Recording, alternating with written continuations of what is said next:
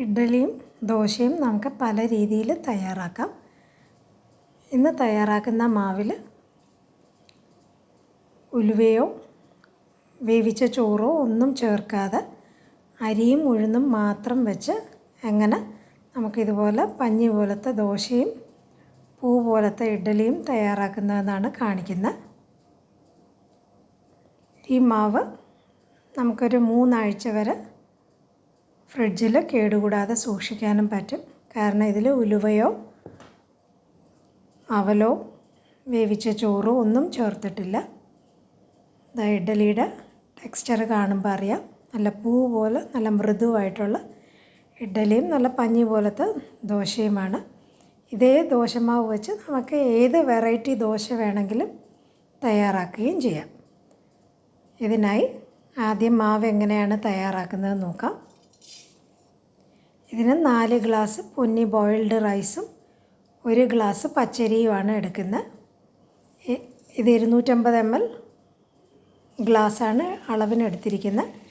അരി 4-5 പ്രാവശ്യം കഴുകിയിട്ട് ഒരു 8 മണിക്കൂറോളം കുതിരാനായിട്ട് വയ്ക്കുക. ഇതിപ്പം രാത്രിയാണ് കുതിർക്കാനായിട്ട് വയ്ക്കുന്നത്, രാവിലെ അരയ്ക്കുകയും ചെയ്യും. അപ്പം അടുത്ത ദിവസം അരച്ച ദിവസം രാവിലെ നമുക്ക് മാവ് രാത്രിയോടെ നല്ലോണം പൊങ്ങി കിട്ടുകയും ചെയ്യും. ഫ്രിഡ്ജിൽ നമുക്ക് എടുത്ത് വയ്ക്കാനും പറ്റും. ഇനി രാത്രി അരയ്ക്കുന്നവർക്ക് അതനുസരിച്ച് അഡ്ജസ്റ്റ് ചെയ്യാം. അടുത്ത ദിവസം രാവിലെ നമ്മൾ അരയ്ക്കുന്നതിന് ജസ്റ്റ് 1 മണിക്കൂർ മുന്നിലായി 1 ഗ്ലാസ് നിറച്ച് ഉഴുന്ന്, അത് ബോൾ ഉഴുന്നാണ് എടുക്കുന്നത്. മറ്റേ പകുതിയായിട്ട് മുറിഞ്ഞ സ്പ്ലിറ്റ് അല്ല എടുത്തിരിക്കുന്നത്. മാവിന് ഏറ്റവും നല്ലത് ബോളാണ്. 1 മണിക്കൂറിന് ശേഷം അരിയും ഉഴുന്നും നല്ലോണം കഴുകി വെള്ളം തെളിഞ്ഞ് വരുന്നത് വരെ കഴുകിയെടുക്കുക. അപ്പം രണ്ടും നല്ലോണം കഴുകിയെടുത്തിട്ടുണ്ട്. ഉഴുന്ന് നനച്ചിട്ട് 1 മണിക്കൂർ കഴിഞ്ഞിട്ടുണ്ട്. അത് നമുക്ക് ഗ്രൈൻഡറിൽ ആവശ്യത്തിന് വെള്ളം ഒഴിച്ച് ഇതുപോലെ നല്ല പതഞ്ഞ് വരുന്ന രീതിയിൽ ഉഴുന്ന് അരയ്ക്കുക. ഒരു അരമണിക്കൂറാണ് ഉഴുന്ന് അരയ്ക്കുന്നത്. അത് കഴിഞ്ഞ് അരിയും തരിപ്പില്ലാതെ ആവശ്യത്തിന് വെള്ളം ഒഴിച്ച് അരച്ച് ഗ്രൈൻഡറും നന്നായിട്ട് കഴുകിയെടുക്കുക. മാവ് എടുത്തതിന് ശേഷം അതിലേക്ക് ആവശ്യമുള്ള ഉപ്പ് ചേർത്തിട്ട് ഇനിയുള്ള വെള്ളം എത്രയാണോ ചേർക്കേണ്ടത് അത് നമ്മൾ ഗ്രൈൻഡറിൽ കഴുകി വെച്ചിരിക്കുന്ന വെള്ളമാണ് ആദ്യം ഒഴിച്ചിരിക്കുന്നത്. ഏകദേശം 1 ഗ്ലാസ്സോളം വെള്ളം കഴുകിയത് എടുത്തിട്ടുണ്ട്. കൂടെ അരയ്ക്കാനുള്ള വെള്ളവും എടുത്ത് ഇനിയും വെള്ളം വേണം എന്നുണ്ടെങ്കിൽ ഇപ്പോൾ വെള്ളം കരച്ചെടുക്കുമ്പോൾ മാവ് ഇതുപോലെ നല്ല ഒഴുകുന്ന പരുവത്തിലായിരിക്കണം. അത് നമുക്ക് പൊങ്ങാനായിട്ട് മാറ്റി വയ്ക്കാം. മാവ് നല്ലോണം പൊങ്ങി പാത്രം നിറച്ച് വന്നിട്ടുണ്ട്. ഇനി നമ്മൾ കൈ കൊണ്ടല്ല ഇളക്കുന്നത്. മാവ് ഉപ്പിട്ട് കലക്കുന്നത് കൈ കൊണ്ടാണ് കലക്കുന്നത്. അത് കഴിഞ്ഞ് പൊങ്ങി വന്നതിന് ശേഷം തവി കൊണ്ട് നന്നായിട്ട് ഇതുപോലെ അതിൽ വന്നിരിക്കുന്ന പതപ്പ് നന്നായിട്ട് അടക്കിയതിന് ശേഷം മാവ് 2 പാത്രത്തിലായിട്ടാണ് പകർന്ന് മാറ്റുന്നത്.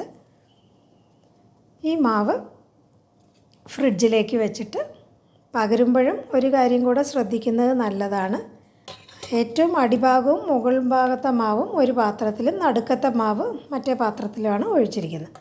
ഫ്രിഡ്ജിൽ വെച്ച് അടുത്ത ദിവസം രാവിലെ ആകുമ്പോൾ നമുക്കത് ഇഡ്ഡലിക്കുള്ള മാവ് കറക്റ്റായിട്ട് കിട്ടും. ഈ മാവ് വെച്ച് നമുക്ക് ആദ്യം ഇഡ്ഡലി എങ്ങനെയാണ് തയ്യാറാക്കുന്നത് നോക്കാം. മാവ് നല്ലോണം ഇളക്കിയിട്ട് ഇഡ്ഡലിയുടെ തട്ടിൽ നല്ലെണ്ണയാണ് തൂവുന്നത്.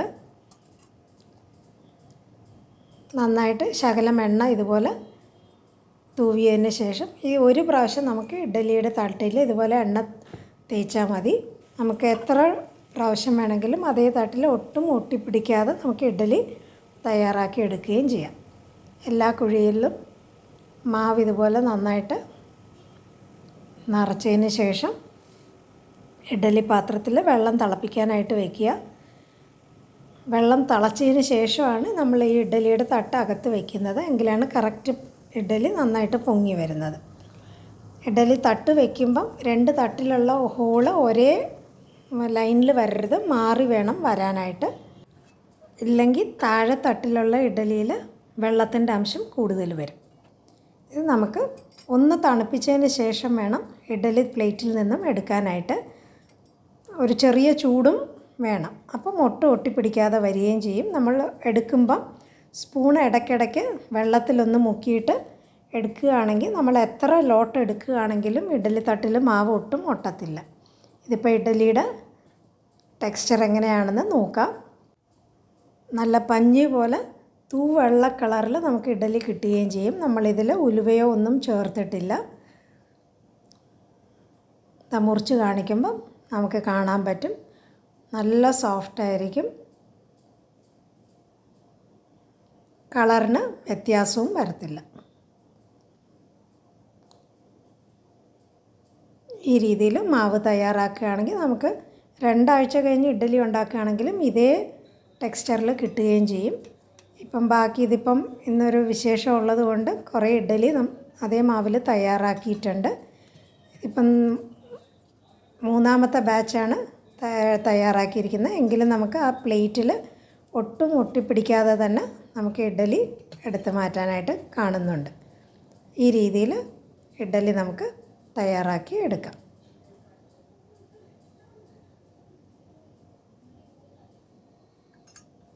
ഇത് പ്ലേറ്റിൽ ഇതിപ്പം 4ാമത്തെ ബാച്ചാണ് ഞാൻ പ്ലേറ്റിൽ വെച്ച് കാണിക്കുന്നത്. ഇതുപോലെ തന്നെ നമുക്ക് വെള്ളത്തിൽ മുക്കിയെടുക്കുകയാണ്, സ്പൂണ് വെള്ളത്തിൽ ഇടയ്ക്കിടയ്ക്ക് മുക്കിയെടുക്കുകയാണെങ്കിൽ ഇഡ്ഡലി പ്ലേറ്റിൽ ഒട്ടും ഒട്ടിപ്പിടിക്കാതെ തന്നെ നമുക്ക് ഇഡ്ഡലി തയ്യാറാക്കി എടുക്കാനും പറ്റും. എത്ര ബാച്ച് വേണമെങ്കിലും നമുക്ക് തയ്യാറാക്കുകയും ചെയ്യാം. ഇനി അതേ മാവ് നമുക്ക് ദോശയ്ക്ക് എങ്ങനെയാണ് എടുക്കുന്നതെന്ന് കാണിക്കുന്നത്. നമുക്ക് ആവശ്യമുള്ള മാവ് മാത്രം അതേ പാത്രത്തിൽ വെച്ച് വെള്ളം ചേർക്കുക. ബാക്കിയുള്ള മാവ് വേറൊരു പാത്രത്തിലാക്കി നമുക്ക് ഫ്രിഡ്ജിൽ സ്റ്റോർ ചെയ്യാം. എന്നിട്ട് എപ്പോൾ ആവശ്യമുണ്ടോ ആ മാവെടുത്ത് ഇതുപോലെ നമ്മൾ എടുക്കുമ്പം പാത്രം ഒന്ന് മാറ്റിയെടുത്തേക്കണം. അതേ പാത്രത്തിൽ എടുത്തിട്ട് ബാക്കി നമ്മൾ അതേപോലെ ഫ്രിഡ്ജിൽ വെക്കാനും പാടില്ല. ആവശ്യത്തിന് വെള്ളം ഒഴിച്ച് ഇതുപോലെ ദോശ ഇന്ന് തട്ടുദോശയുടെ രീതിക്കാണ് തയ്യാറാക്കുന്നത്. ഇതേ മാവ് വെച്ച് നമുക്ക് ഏത് ദോശയുടെ വേണമെങ്കിലും തയ്യാറാക്കാം. ഇപ്പം ഗീ റോസ്റ്റ് വേണമെങ്കിലും പേപ്പർ റോസ്റ്റ് വേണമെങ്കിലും പാലക് ചീസ് ദോശ, ഏത് ദോശയ്ക്കും ഇതേ മാവ് തന്നെ ഞാൻ എടുക്കുന്നത്. ദോശ തയ്യാറാക്കുന്നത് മാത്രം ഒരു 3-4 ദിവസം കഴിഞ്ഞ് തയ്യാറാക്കുകയാണെങ്കിൽ ദോശയുടെ കളറും ടെക്സ്ചറും നമുക്ക് കറക്റ്റായിട്ട് കിട്ടും.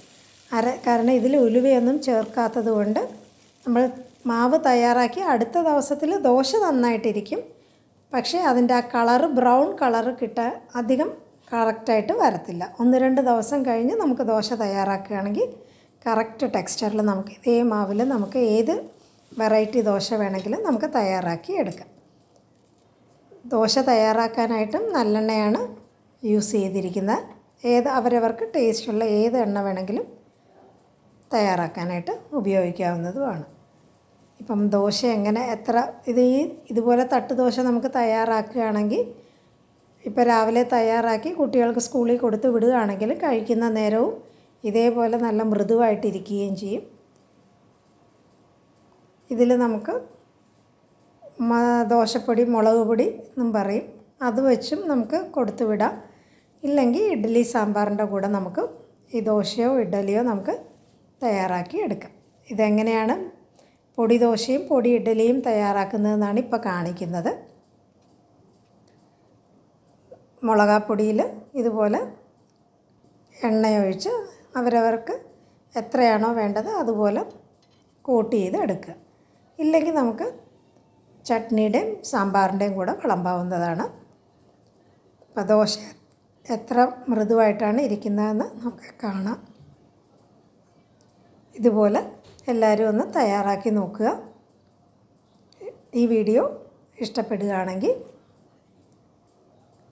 ലൈക്ക് ചെയ്യുക, ഷെയർ ചെയ്യുക, സബ്സ്ക്രൈബ് ചെയ്ത് സപ്പോർട്ട് ചെയ്യുക.